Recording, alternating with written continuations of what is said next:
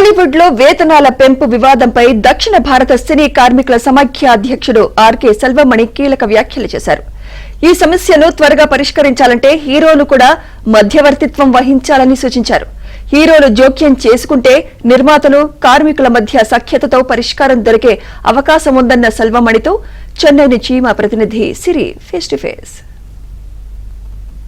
Film employees federation of India president RK Selvamani గారు వారితో మాట్లాడదాం.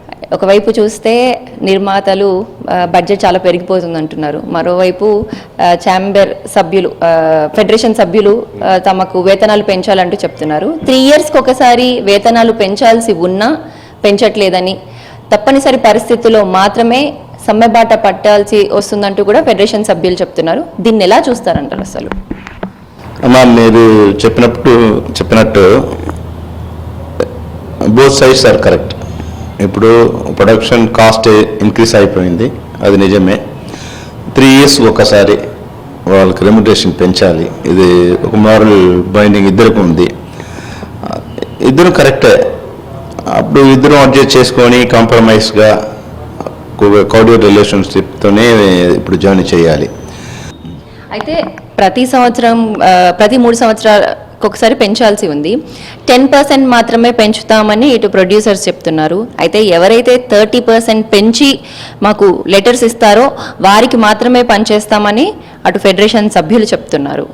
ఇలా కండిషన్స్ పెడుతున్నారు. అలాగే ఏ రోజు వేతనాలు ఆ రోజే ఇవ్వాలి అని కూడా వాళ్ళు కండిషన్స్ పెడుతున్నారు. దీన్ని ఎంకరేజ్ చేయొచ్చు అంటారు? వాళ్ళు 30% అడిగారని చెప్పటం కరెక్ట్ కాదమ్మా. వాళ్ళు 30% వచ్చి 3 yearsకి అడిగి ఉన్నారు.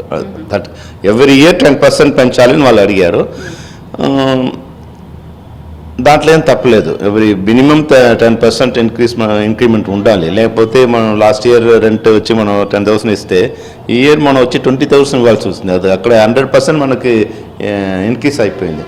దానివల్ల ప్రొడ్యూసర్స్కి ఒక స్మాల్ రిక్వెస్ట్ ఎలాగంటే, దయచేసి ఈ 10% ఎవ్రీ ఇయర్ 3 yearsకి ఒకసారి 30% వాళ్ళదు ఆర్ ఎవ్రీ ఇయర్ 10% మీరు పెంచితే అది ఈ ప్రాబ్లం రాదు అనుకుంటున్నాను. ఎందుకంటే ప్రొడ్యూసర్స్ మీరు దయచేసి మీకు ఒక మాట చెప్తా ఉన్నాం.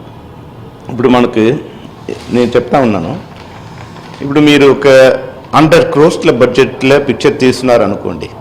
మీరు మాకు ఎంత ఇస్తున్నారు, వీళ్ళు ఎంప్లాయీస్కి ఎంత ఇస్తున్నారంటే మీరు అనుకుంటారంటే వాళ్ళు 5% ఇస్తున్నారండి. వాళ్ళు 100% వాళ్ళ బడ్జెట్ అయితే వాళ్ళు డైలీ వేజెస్కి ఇస్తున్న శాలరీ వచ్చి 3 to 5%, 3% కొన్నిసారి 5% ఇస్తారు. ఈ 5% ఇంక్రీస్ వల్ల మాకు ప్రాబ్లం వస్తుంది అని వాళ్ళు చెప్తే, వాళ్ళు నిజంగానే వాళ్ళు ఎక్కడ వాళ్ళు వచ్చి మైనస్లో వెళ్తున్నారో వాళ్ళకి తెలియట్లేదు. ఇప్పుడు నిజంగా వాళ్ళకి బడ్జెట్ హైక్ అయిపోయింది. హైక్ అయిన బడ్జెట్కి వాళ్ళకి ఇన్కమ్ రావట్లేదు. ఇది ఎక్కడ ప్రాబ్లం జరుగుతుందని తెలియకుండా వీళ్ళు అడుగుతున్న వాళ్ళ మీద వాళ్ళు కోపం పెట్టుకుంటే అది మంచిది కాదు, కరెక్ట్ కాదని కూడా నేను చెప్తా ఉన్నాను. ఎందుకంటే